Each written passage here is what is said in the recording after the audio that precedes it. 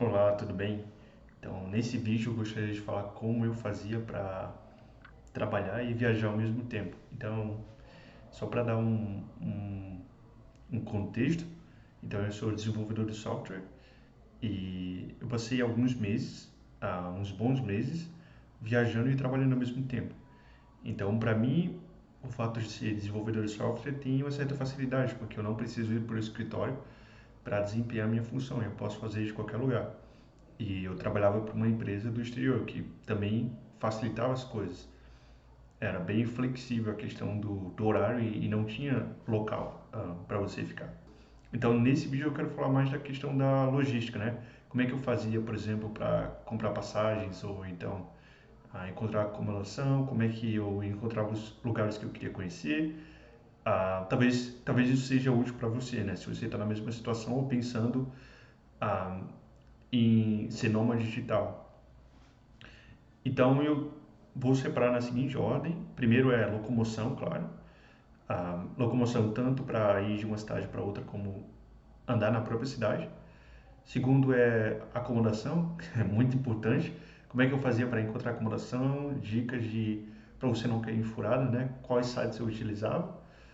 Ah, terceiro ponto é como é que eu fazia para encontrar coisas legais para fazer na cidade, né?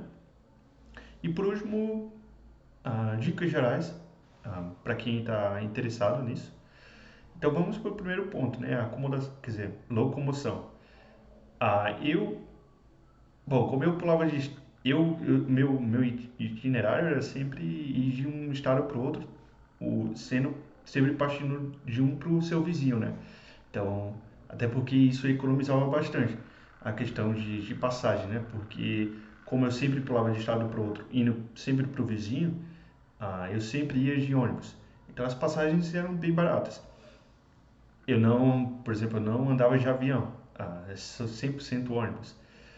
Ah, e para encontrar passagem eu usava um aplicativo chamado ClickBus. Funciona, na minha experiência, funciona muito bem para todos os estados que eu fui.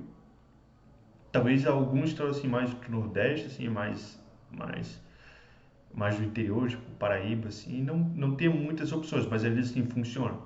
Eu percebo que ele funciona muito bem tipo no Sul, Sudeste, Nordeste mais ou menos, mas ainda funciona. Então, essa é a acomodação, isso é como eu fazia de ir para cidade para cidade. A locomoção interna era praticamente Uber. Então, Uber é bastante cômodo, mas eu entendo que fica bastante caro também andar de Uber o tempo todo. Então, eu recomendo, assim, você sempre... A maioria das cidades, elas disponibilizam um passezinho que você pode comprar. E aí você só fica recarregando esse passe. E em algumas cidades também, você recebe desconto por usar o passe. Você paga mais em dinheiro do que usar o passe. Então eu recomendo, a primeira coisa que você chegar na cidade, se você não quer usar Uber, é você procurar onde você faz aquele passe da cidade. Isso só vale para cidades grandes, claro. Para cidades pequenas eu acredito que não tenha isso. A questão de acomodação, né? Eu sempre usei Airbnb. Para mim é um aplicativo muito confiável. Ah, Claro que você tem que ter a manha ali, né? Eu usava alguns filtros. Eu não, eu não simplesmente alugava qualquer apartamento que eu via. Então, por exemplo, os filtros que eu sempre usava era Superhost. Se não fosse Superhost, eu não alugava, porque tipo, Superhost são as pessoas que já têm experiência em acomodar pessoas. Ah, então, a probabilidade de acontecer alguma coisa ruim com você é muito baixa, porque aquela pessoa já é bastante experiente. Ah, Outra coisa que era muito necessária era o Wi-Fi. Claro, você vai trabalhar remoto, então ter Wi-Fi é essencial e tem que ter uma velocidade muito boa. Então, sempre antes de alugar, eu perguntava pro dono do apartamento qual era a velocidade da internet. Se fosse menos de 25 mega, eu nem alugava porque eu já sabia que ia passar sofrimento, né? E também eu perguntava quem mais usava aquela internet, porque também é muito comum eles colocarem internet no apartamento e dividirem para vários apartamentos. Então, cuide nisso, porque isso também vai deixar a sua conexão bastante lenta. Ah, Outra coisa que às vezes eu filtrava, mas depois eu percebi que talvez não faz muito sentido. Por exemplo, a questão de máquinas de lavar roupa. Eu percebo que se eu filtrar para o máquina de lavar roupa, eu vou estar limitando bastante minhas opções, porque não é tão comum assim ter apartamentos, principalmente os mais em conta, com máquina de lavar roupa. Então, ultimamente eu não tenho usado esse filtro, porque eu percebi que é muito fácil você, principalmente em cidades grandes, né, capitais, você encontrar lavanderias mesmo. E nem são tão caras assim.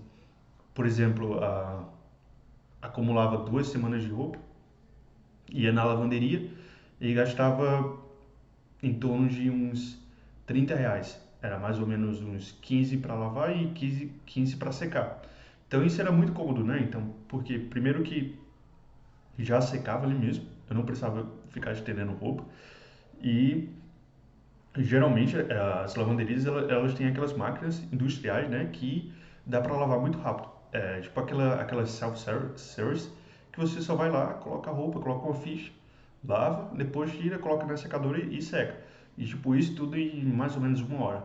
Então era bastante cômodo, muito mais do que, por exemplo, você ter uma máquina de lavar roupa no apartamento para ser em secador.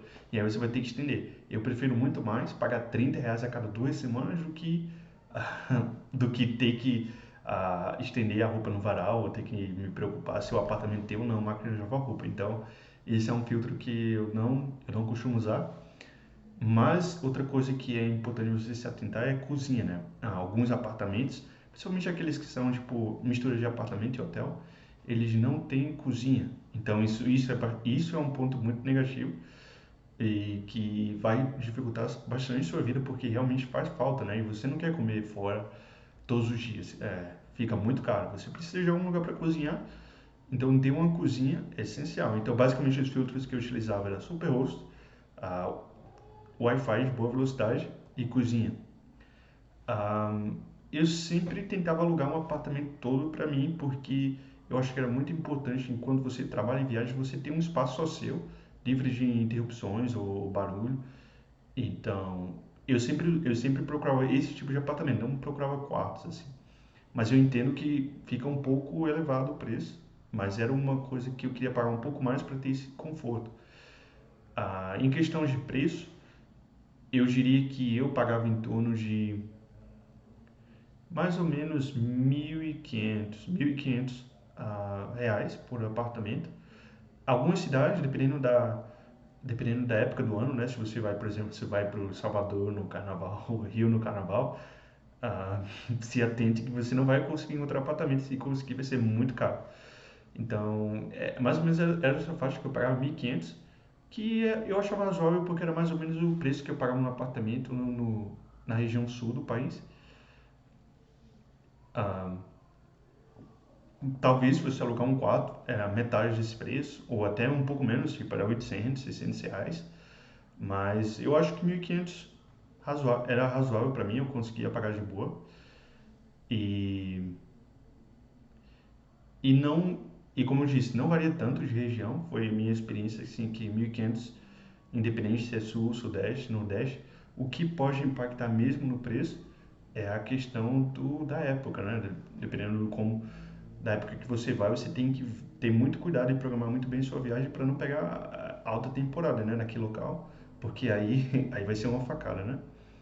E, eu ia dizer outra coisa que é a questão de disponibilidade. Eu percebi que a Airbnb não tem tanta disponibilidade nas capitais do Nordeste, tirando tipo essas maiores, tipo Recife, mas tipo João Pessoa não encontrei tantas opções. Você encontra, claro, ainda, mas não tanto como, por exemplo, São Paulo. São Paulo é extremamente fácil encontrar um Airbnb. Curitiba para mim foi muito fácil. Florianópolis, mais ou menos. Florianópolis não tem tantas opções, mas se atente a isso também. Se você não conseguir encontrar por Airbnb, tem outras opções. Por exemplo, eu usava Booking, mas eu prefiro usar Booking para estadias menores, porque não dá para encontrar, não é tão confiável quanto o Airbnb e não dá para encontrar um preço tão bom para estadias mais longas. Usava Booking mais para hotéis ou hostels. Ah, Basicamente é isso. E a questão de como é que eu encontrava coisas para fazer na cidade, né? Eu basicamente usava dois aplicativos. Um é o TripAdvisor, que é muito bom e eu realmente recomendo, ele funciona extremamente bem.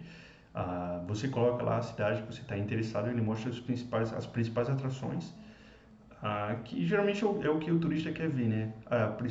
As principais atrações, as praias mais conhecidas, lugares para ver, museus interessantes. Então ele dá uma lista muito legal.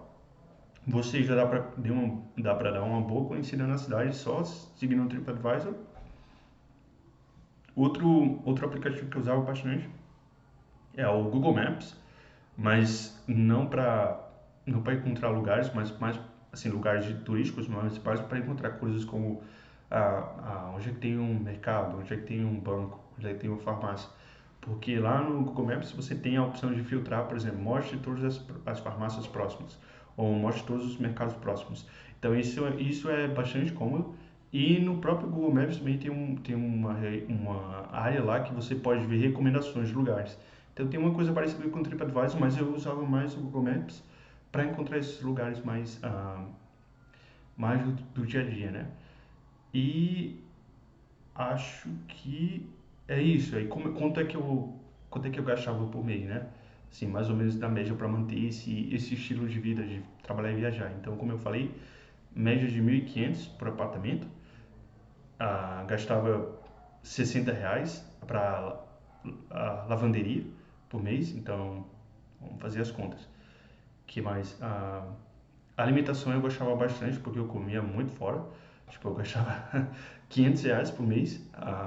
Mas isso é o meu caso. Eu gostava muito, eu tinha muita preguiça de cozinhar. Então eu gastava nessa faixa. Mas, claro, cozinhando fica muito mais barato, né? E acho que, e claro, até a questão dos passeios, né? Não dá para dar uma média porque isso depende muito de você. Mas eu diria que no grosso, assim, quanto eu gastava por mês só com o básico, assim, que é a acomodação, locomoção, era por volta mais ou menos de R$ 3.000. Ah, então, mais ou menos isso que eu gastava por mês, tirando os passeios, né? Claro, os passeios aumentam, mas claro, tem muitas opções de graça também na cidade. Você não precisa gastar, né? E eu acho que basicamente era isso que eu queria falar nesse vídeo. Ah, Se você está interessado em começar essa vida de nômade digital, como eu falei, eu não sou um nômade digital profissional e nem estou nisso há muito tempo, foi uma coisa mais recente. E eu nem cheguei a pesquisar muito, foi mais na aventura mesmo, indo aprendendo como utilizar as ferramentas. Mas basicamente é isso. Muito obrigado e até a próxima.